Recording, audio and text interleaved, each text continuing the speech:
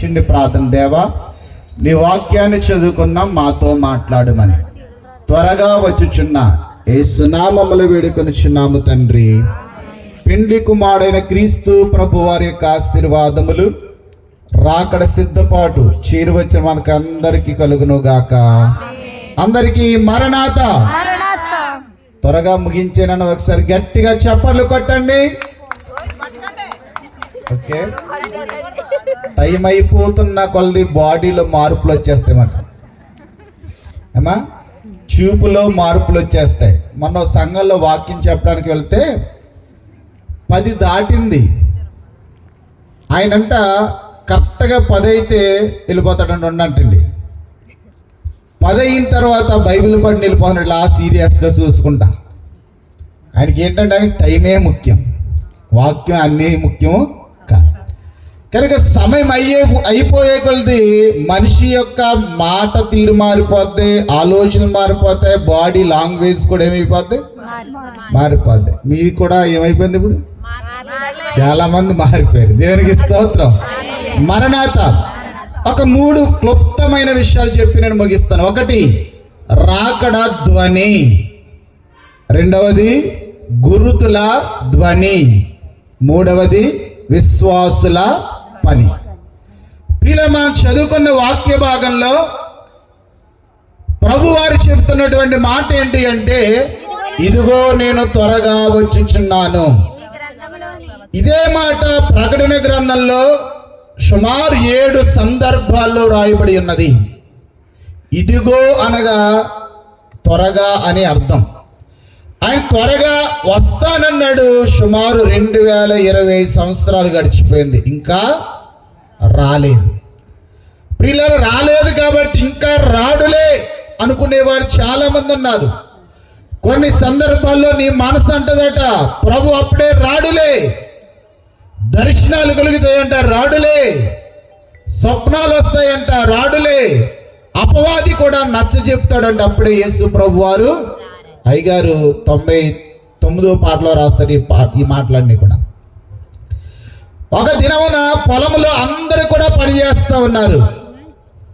ఒక కుర్రవాడు అన్నాడు, అదిగో పులి వచ్చేస్తుంది అన్నాడు. అందరూ భయపడి పరిగెత్తుకుని వెళ్ళిపోయి దాక్కున్నారు. కానీ పులి రాలేదు. రెండవ రోజు కూడా యథావిధిగా కుర్రవాడు ఏమన్నాడంటే, పని చేసుకుంటుంటే అందరూ కూడా ఇదిగో పెద్ద పులి వచ్చేస్తుందని గట్టిగా కేకేశాడు. అందరూ కూడా భయపడి పరిగెత్తుకుని వెళ్ళిపోయారు. కానీ పులి రాలేదు. అలాగే మూడవ రోజు కూడా కుర్రవాడు ఏమన్నాడంటే, పెద్ద పులి వచ్చేస్తుంది అని గట్టిగా కేకేశాడు. ఎవరో పరిగెట్టలేదు, ఎక్కడ వాళ్ళు అక్కడ ఉండిపోయారు. కానీ పెద్ద పులి నిజంగా వచ్చేసింది. కనుక 2 సార్లు వచ్చేసింది అంటే రాలేదు. మూడవసారి చెప్పిన తర్వాత 2 సార్లు వారు పరిగెత్తుకెళ్ళిపోయారు. మూడవసారి ఇది అబద్ధం అనుకునే వారు ఎక్కడ వారు అక్కడే ఉండిపోయారు. కానీ యేసు ప్రభు వారు కూడా ఇదిగో నేను త్వరగా వస్తున్నాను అన్నాడు. కనుక ఆయన ఖచ్చితంగా వస్తాడు. మొదటి రాకడలో ఆయన వచ్చాడు, ఈ లోకానికి నరుడిగా వచ్చాడు. మానవుడి యొక్క పాపాన్ని పరిహారం చేయడానికి ఆయన వచ్చాడు. మానవుల కొరకు లోకానికి వచ్చి ఆయన శ్రమలు అనుభవించాడు, సిలువ మరణాన్ని పొందాడు, సమాధి చేయబడ్డాడు, సమాధిలో నుండి తిరిగి లేచాడు. అందరూ చూస్తుండగా ఆరోహణమై వెళ్ళిపోయాడు. మరలా ఆయన రాబోతూ ఉన్నాడు. మొదటిసారి యేసు ప్రభువారు భూమి మీదకి వచ్చారు. రెండవసారి ఆయన ఎక్కడికి రాబోతున్నాడంటే మధ్యాకాశంలోనికి రాబోతున్నాడు. ప్రియులారా, ఆయన మధ్యాకాశంలోనికి రాబోతున్నాడు కనుక ఎన్నో ధ్వనులు వినబడుతున్నాయి. ఇదిగో నేను త్వరగా వచ్చుచున్నాను. ప్రియులారా, పాత నిబంధన గ్రంథంలో ప్రవచన రూపములు ఉన్నాయి. యెషయా గ్రంథం 61వ అధ్యాయము 64వ అధ్యాయములో గగనము చీల్చుకొని నీవు దిగి వచ్చేదవు గాక. పాత నిబంధన గ్రంథంలో ప్రభు యొక్క రాకడ ప్రవచనాలు. క్రొత్త నిబంధన గ్రంథములో ప్రభు యొక్క రాకడ యొక్క ధ్వనులు. నేటి కాలంలో సంఘ కాలములో కూడా రాకడ ధ్వనులు వినబడుతున్నాయి. రాకడ ధ్వనులే భూమిలో ఎటు చూచిన వినబడుచుండు. రాకడ ధ్వనులే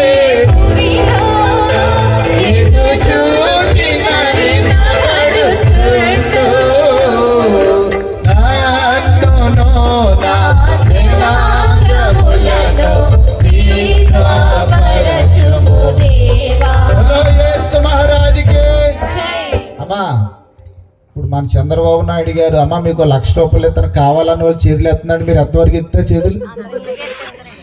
ఎంతవరకు ఎత్తే? ఇలాగెత్తుతారా? ఇలాగంటారా? ఇలాగంటారా? ఇలాగంటారా? కానీ మీరు అందరూ ఇప్పుడు ఎలా చెప్తున్నారు? బలో యేసు మహారాజుకే హల్లెలూయా హల్లెలూయా అన్నారు. టైం అయిపోయింది, అల్లలయ్య అన్నారా? చాలా సంతోషం. కాబట్టి రాకడ ధ్వనులు వినబడుచున్నాయి. ప్రభువారు త్వరగా రాబోతున్నారు కనుక దైవజనులు కూడా చిన్నాను రాస్తారు, మొదటి రాక వచ్చునన్న పదము సిద్ధించెను, ఇదియు సిద్ధించును, యేసు త్వరగా వచ్చును,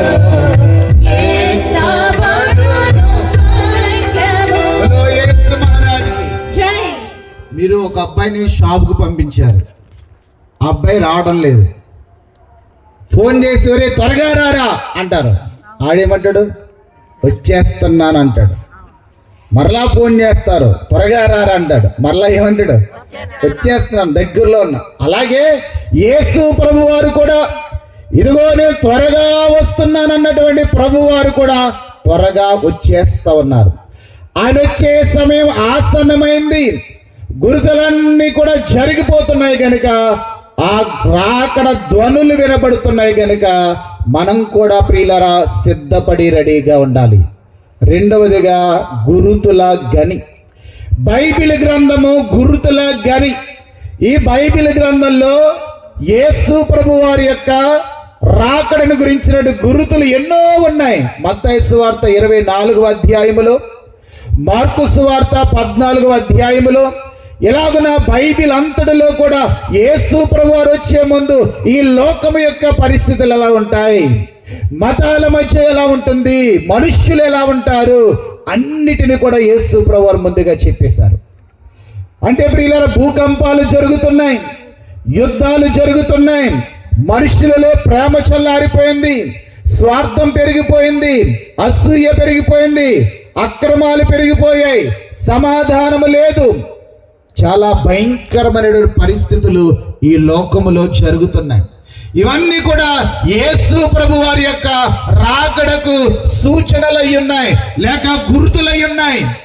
తండ్రి గారు వచ్చి రాస్తూ, గురుతులను ప్రవచనములను, గురుతులను ప్రవచనములను గుణించుచున్నది, గురుతులు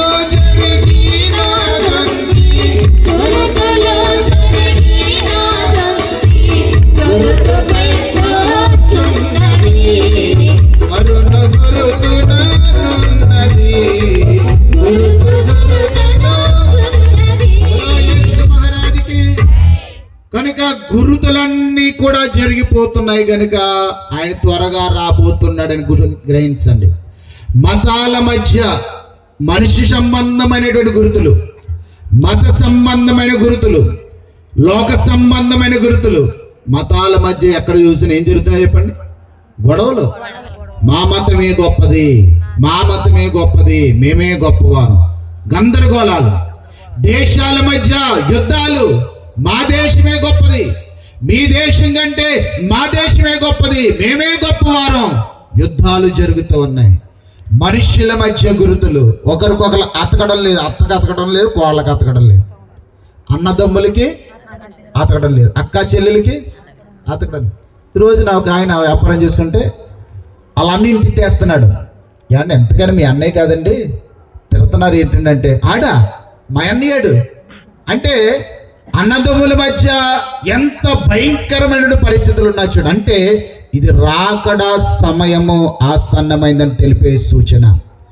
పిల్లలు ఈ రోజున మనుషుల్లో ప్రేమ లేదు. ఈ మధ్యకాలంలో ఒక వీడియో చూసాను, ఒక వ్యక్తి ఒక ముసలామని ఆస్తి కోసం నరికేస్తున్నాడు కత్తితోటి. ఎంత క్రూరంగా మానవుడు మారిపోడు చూసారు.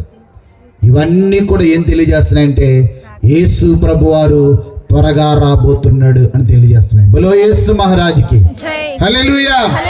రాకడ సమయంలోనంట పువ్వుల్లో సువాసన తగ్గిపోద్దట, కూరల్లో రుచులు తగ్గిపోతాయట. ఎంత మసాలా వేసినా దాంట్లో టేస్ట్ ఉంటలేదు అమ్మా.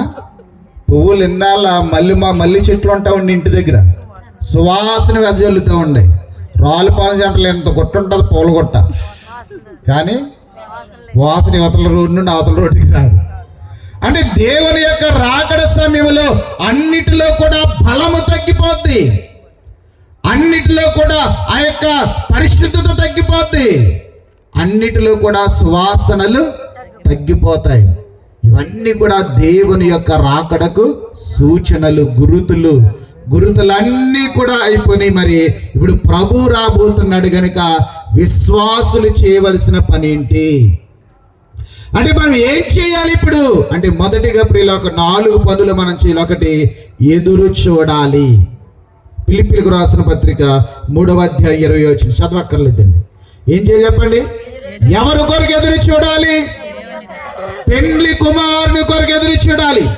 మత్తయి సువార్త 25వ అధ్యాయములో బుద్ధి గల కన్యకలు, బుద్ధి లేనటువంటి కన్యకలు ఉన్నారు. వారిరువురు కూడా ప్రభు రాక కొరకు ఎదురు చూశారు. పెండ్లి కుమారుని యొక్క స్వరం వినడానికి, ఆయన యొక్క కేక వినడానికి సిద్ధపడ్డారు. కానీ 5 మాత్రమే పరిపూర్ణంగా సిద్ధపడ్డారు. పెండ్లి కుమారుని యొక్క స్వరం విన్నారు. వారు చూచిన ఎదురు చూపులకి ఫలితం దక్కింది. వారు పెండ్లి కుమారుడితో వెళ్ళిపోయారు. కొంతమంది చూపులు ఎలా చూస్తారంటే, ఇది ఎప్పుడు ముగించేస్తాడని సీరియస్గా చూస్తూ ఉంటారు. ఆమె చూడరా? కొంతమంది చూపులు చూస్తున్నట్టున్నారు కానీ చూడరు. ఒక ఆయన పుస్తకంలో రాసేస్తున్నాడు, కాల్జోడు పెట్టుకున్నాడు, అలా చూస్తూ ఉన్నాడు, రాసేస్తున్నాడు అనుకున్నాం. కానీ ఏం రాశారు ఒకసారి ఫోటో తీసుకుంటానంటే ఏమీ రాయలేదు అందులో. ఏం చేస్తున్నాడు? చూస్తున్నట్టున్నాడు కానీ నిద్రపోతున్నాడు. కోడి నిద్ర అంటారు కదా. కాబట్టి పిల్లలు, ఈ రోజున మనము ప్రియుడైనటువంటి ప్రభు వారి కొరకు ఎదురు చూడాలి. నా రాకడకు ఎదురు చూడుము, ఎదురు చూడు. మహారాజుకి టైం లేదు ఇంకా మనకి. మనం ఎవరు రాకడ కొరకు ఎదురు చూడాలి? ప్రభు యొక్క రాకడ కొరకు ఎదురు చూస్తే ఆయన కూడా ఎవరి కొరకు చూస్తున్నాడట? పెండ్లి కుమారుడు ఎవరి కొరకు చూస్తున్నాడు? ఆయన కూడా ఈ పెండ్లి కుమార్తెను ఎప్పుడు తీసుకెళ్దామని ఆయన చూస్తున్నాడు. మనం ఆయన ఇప్పుడు వస్తాడా, ఎగిరి వెళ్ళిపోదామని మనం కూడా ఎదురు చూడాలి. పూర్వకాలంలో పెళ్ళిళ్ళు అయిన తర్వాత ప్రియులరా, మరి పెళ్లి కొడుకు 3వ రోజున ఇంటికి వెళ్తూ ఉంటాడు. ఆయన వచ్చేసరికి పెళ్లి కూతురు ఏం చేస్తూ ఉండే చెప్పండి అమ్మా? పచ్చబోసి ఎప్పుడు వస్తుందా, ఎర్రబోసి ఎప్పుడు వస్తుందని ఎదురు చూస్తూ ఉండేవారట. ఇప్పుడు వచ్చేస్తాడు ఆయన.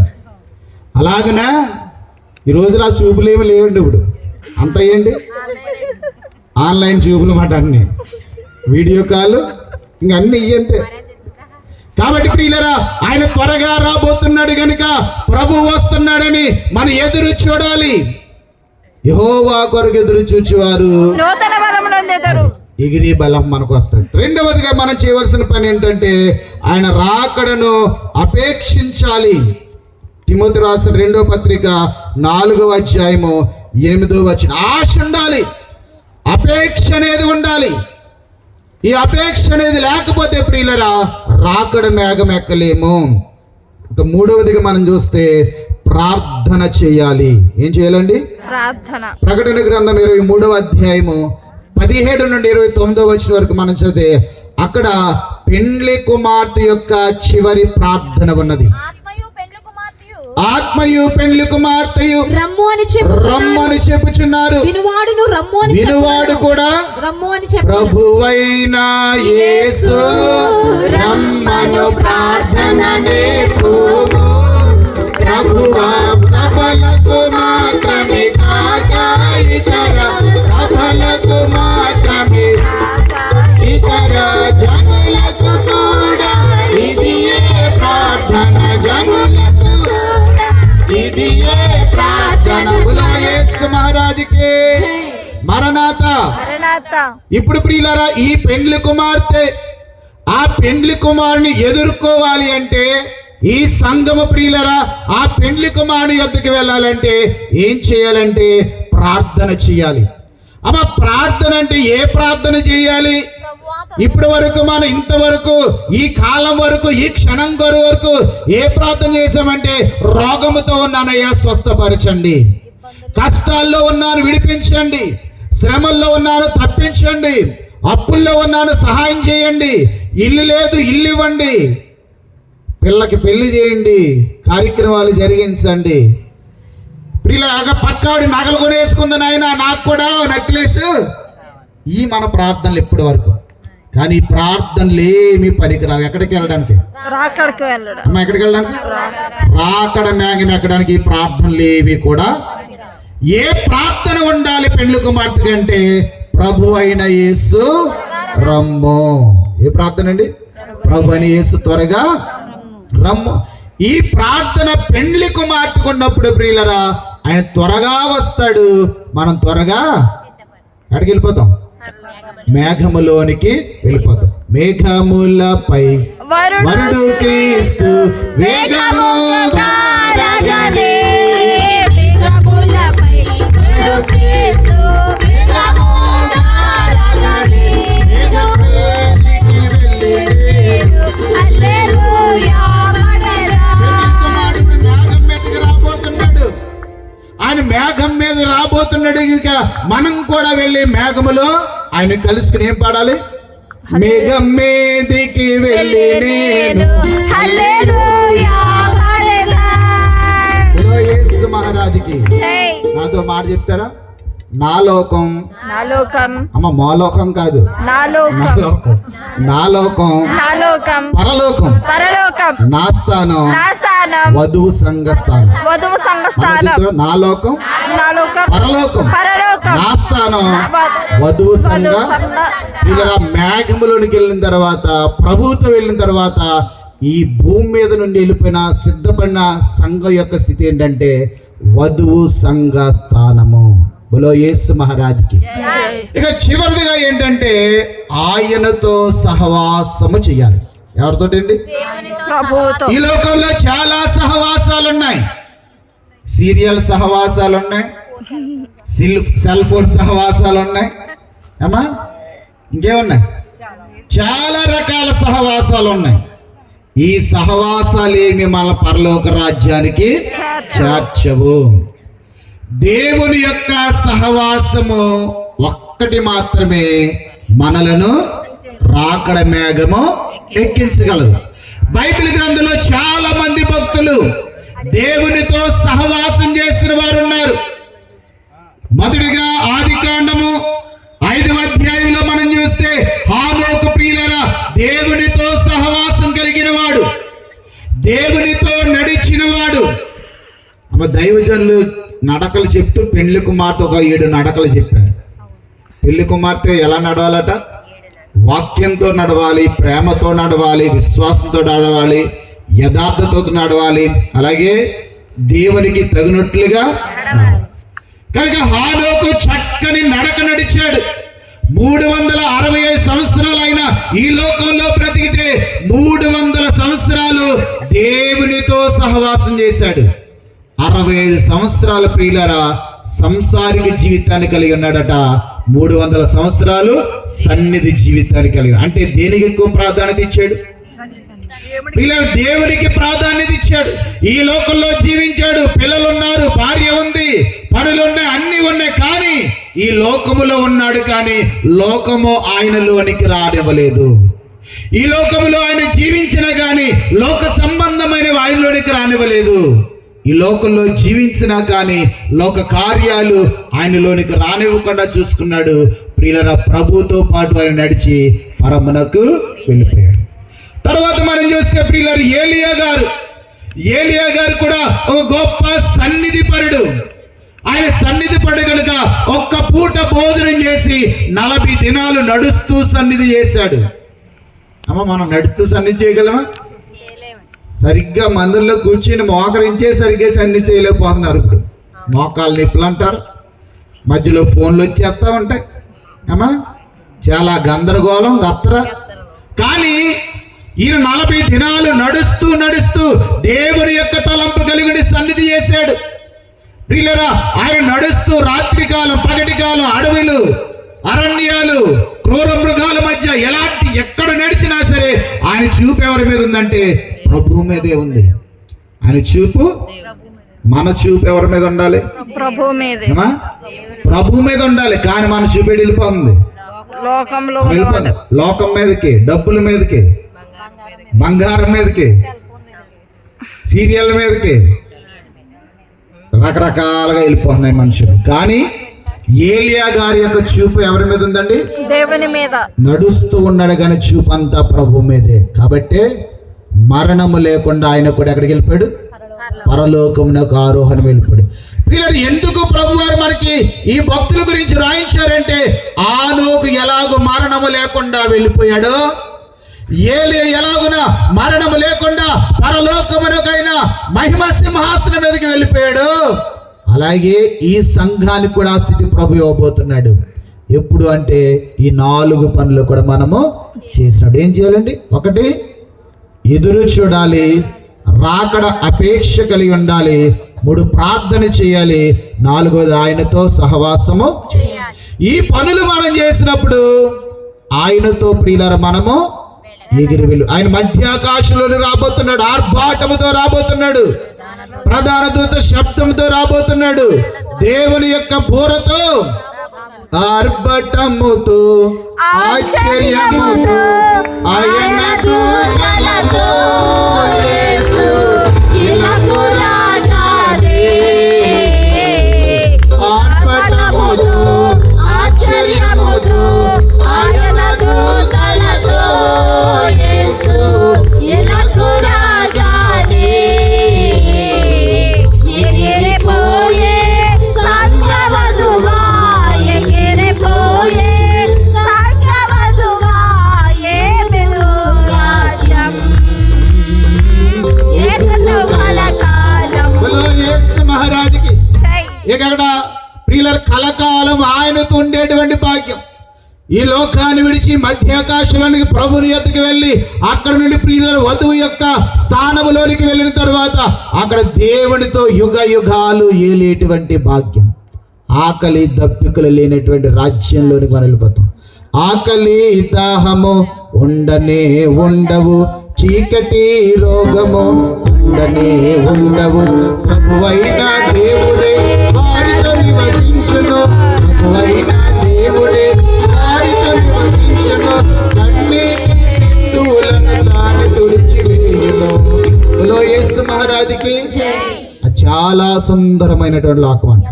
ఈ మట్టి లోకంలో, ఈ పాడు లోకంలో, ఈ గత్తర లోకంలో, ఈ వ్యాధుల లోకంలో, విషపురుగుల లోకంలో, మరణ లోకములో, నిరీక్షణ లేని లోకంలో మనం జీవిస్తున్నాం. కానీ ఆ లోకం అంట ఎంత సుందరమో ఆ పరలోకమో, అంత సువర్ణమే.